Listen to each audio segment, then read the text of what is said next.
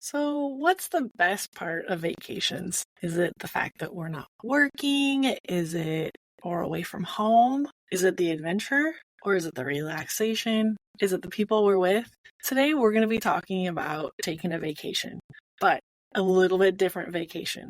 We're going to be talking about taking a vacation from our credit cards. What does that even look like? And Jules, you might just be crazy. So stick with me. We're going to talk about taking a vacation from your credit cards. You're listening to the Debt Rebel podcast, where we discuss the ins and outs of personal finance for families so that you can eliminate the burden of debt, create financial margins, and learn a new way to interact with your money. I'm your host, Jules the Budget Nerd, and I've been in your shoes.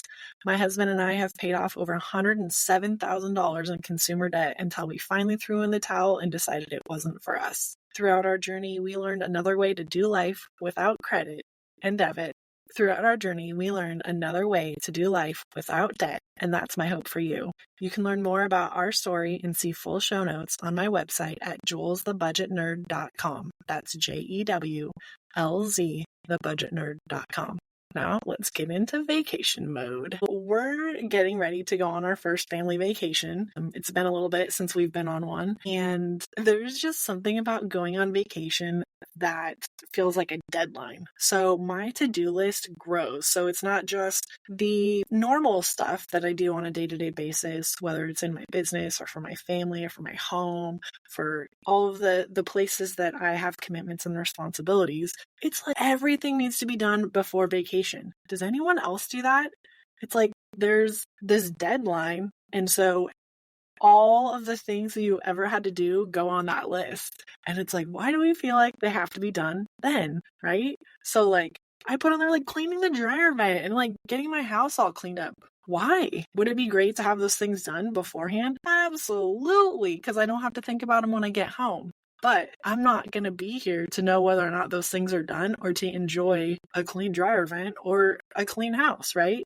So when we're not going to be home, why am I focused on getting those things done? But when I think about it that way, I stop and realize there's only a few things that I really need to get done before our vacation. Stuff like packing and making sure like laundry is done so we have clothes to pack, and making sure that someone's going to be able to take care of the dog, and that my plants are watered because I'm investing a lot of time and energy into my plants and I want them to make it through vacation too, right? So the rest of this stuff can wait, right? Eye on the prize. What's most important? So today I want to throw something out that kind of sounds crazy, but stick with me because it'll be worth it, okay?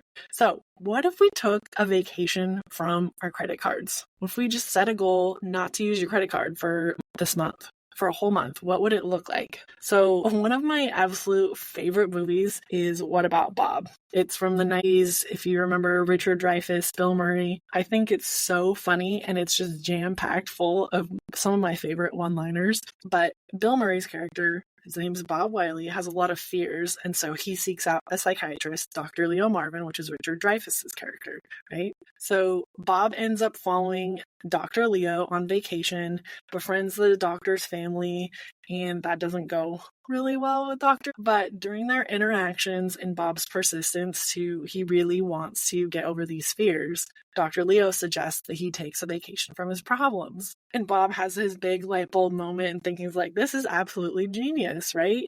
He's on vacation with Dr. Leo's family against Dr. Leo's wishes. And so while he's continuing to torment Dr. Leo, he tells himself, I'm on a vacation from my problems. And so it's really funny. It plays out really funny in the movie. But I think about what if we do that with our financial problems? And I'm not saying like stop paying your bills and overspend and just like go on this crazy lavish vacation.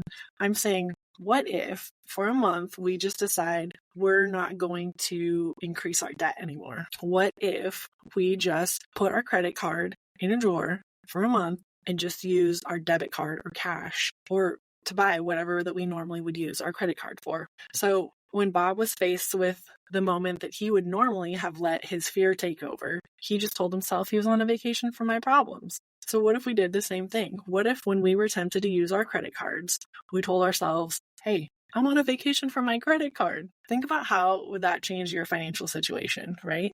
So there's some things that maybe you wouldn't buy. Maybe you're going to find another way to do that same thing in another way. And so let me talk a little bit more about that. Some practical steps so that you can take a vacation from your credit card. So look over your last credit card statement, last month or whatever, and look at your auto pays or the things that you pay on a monthly basis that they just automatically come out. You don't pay attention to them, and highlight those. And then set up a plan so that you are going to cancel those and pay them manually with your debit card or the money that you have on hand in your bank account. So I'm not saying don't pay those. I'm just saying, why don't we pay those with a debit card instead of your credit card? So you might be thinking, what if I don't have enough money in my checking account that my debit card's tied to pay all of these things? So maybe that means you look back over that last month's statement and say, hey, what are some of these things that I could take a little vacation from? So for a month, maybe you cancel Hulu. Just skip it and decide they don't get your money this month, but you're going to take that money and use it to pay down your debt. But you still want to have entertainment, right? So especially when we're on vacation, we might do more entertainment. What do you do when you're on vacation? What do you normally do for entertainment? Do you read more? Do you listen to more music? Play board games as a family? Maybe you take a nap? Oh my gosh, that sounds amazing. Maybe you have more conversations with the people around you. Don't get me wrong. I love TV, and this isn't an anti-TV podcast. I joke with a friend that we feel like a TV is like another member of our family growing up, but there are several ways that you can get TV or movie options for free. So if you have a smart TV, there are TV apps that you can get. They don't have all of the same shows that like Hulu would, but it's not going to be forever. This is just for a month, so you can still get some entertainment by TV and movies without spending the amount for Hulu, right?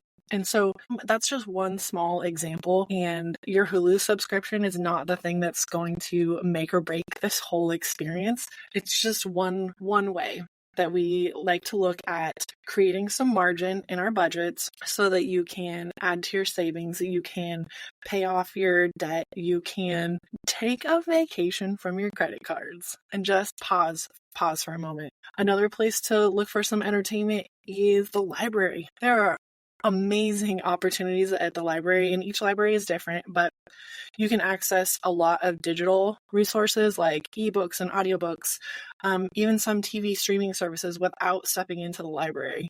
So that was really cool for us, and that's something that we do a lot. Like last year, I read over 40 books and didn't buy one book. I used the library for the ebooks and the audiobooks and actual hardback, paperback books. So there's lots of ways that you can get entertainment. Our family loves checking out video games from the library too, because we enjoy that, and we don't always know what games we want to buy. So that's a great place to check out to see if your library offers video games, if that's something that your family enjoys. So what if you did a staycation? So what if you pretended like you were tourists in the town that you're living, or you're in your hometown? What if you searched online for free things to do in your area? So we did this a few years ago, and it was so much fun. We didn't realize how many free options there were for entertainment or activities in the town that we live in. And so even though I grew up here, I didn't realize all of the things that were available, and especially for kids. So if you have children, check out macaronikid.com. So it's a nationwide thing, but each area could have a blog that has a list of free or affordable activities for kids. And so whenever we travel too, we check out this website to see if wherever we're going has something available. We also go to libraries a lot. I talk about libraries a lot on my podcast because there's such a wealth of information, but also entertainment and so many options of places to save money. And it's a resource that is sometimes not utilized to its full advantage. But when you think about the things that you do on vacation, and if you're taking a staycation or the things that you normally would spend money on, see if there is a way for you to accomplish that same thing without spending money. So another thing that we do once in a while is, like, if we're on vacation, we like to eat out once in a while. We plan ahead of. So what if instead of eating out when you're doing a staycation, or if you're taking a vacation from your credit cards, is you order a meal kit for the week and you prepare it as a family and you make the meal together and you have an activity. So we all have to eat, but there's an activity, something fun to do as a family, create a memory.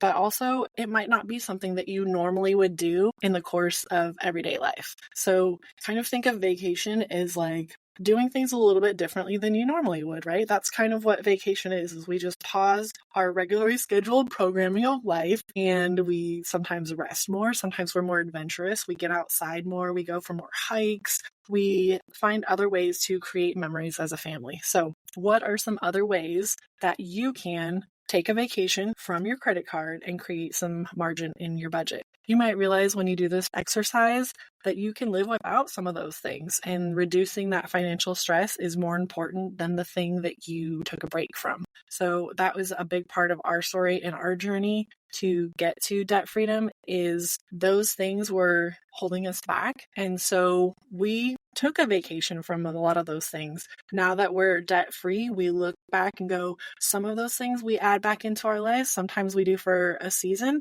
and other things we have decided those don't have a place for or in our budget anymore. So I would love to hear if you decide to take a vacation from your credit card. I'd love to know how you did it. What adjustments did you make? What do you plan on doing? How has it changed your bottom line? How has it changed your finances? You can jump on my website at julesthebudgetnerd.com and let me know, because I want to celebrate with you. As Dr. Leo in What About Bob calls it, he calls them baby steps, and those get you closer to your goal. So this is an exercise that you can do. Maybe it's just for a month. Maybe you decide to do it for 2 months. Challenge yourself and see if there are ways that you can eliminate some expenses to allow yourself the opportunity to use your debit card or cash to buy the things that you normally would. So like Dr. Leo, I like to help my clients cut through the chaos and get to the root of the issue. And I'd love the opportunity to help you make order of your financial chaos and set yourself on a path to financial independence and stability, because you don't have to live paycheck to paycheck anymore. And I want to be debt free with you. It's so much fun. Thank you for listening to the Debt Rebel podcast. You can check out my website for full show notes and get in touch with me. It's julesthebudgetnerd.com, JEWLZ, thebudgetnerd.com. And if you loved today's episode, I would love it if you would hit the subscribe or follow button on your podcast platform that you're listening to this on and leave me a review. That's the best way that people know that it's worth a listen. And remember that every towards financial independence is a rebellion against debt. So stay strong, keep pushing forward, and fight the good fight. Until next time, Debt Rebel, stay resilient.